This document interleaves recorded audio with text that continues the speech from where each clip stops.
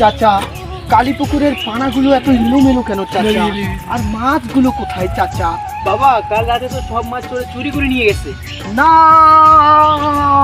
এই আমি বিশ্বাস করি না। আরে কি শুনাইলে চাচা, আমার মাথা নষ্ট, কি যে কষ্ট। আরে কাল রাতে দেখলাম কালীপুকুরটা কত সুন্দর, আর চোরে চুরি করে নিয়ে এলোমেলো করে দিল। আমার মাথা নষ্ট। আরে আমার দাদার 35 সম্পত্তি বিক্রি করে আমি কালীপুকুরটা দিয়েছি। আরে এক রাতে কালীপুকুরটা নিমিশেই চোরে শেষ করে দিল।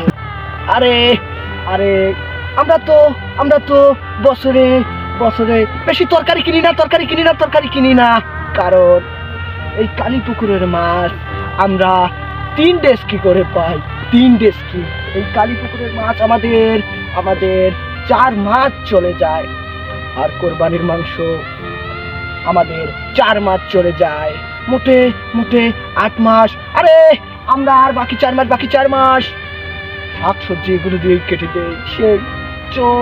সেই চোর আমার এই কালীপুকুরের মাছগুলো নিয়ে গেছে। আমার মাথা নষ্ট, কি যে কষ্ট। আরে যারা এই কালীপুকুরে পরিশ্রম করে, ছোট মাছ বড় মাছ খায়, তারাই জানে তাদের এই মাছ চুরি করে নিয়ে কতটা কষ্ট।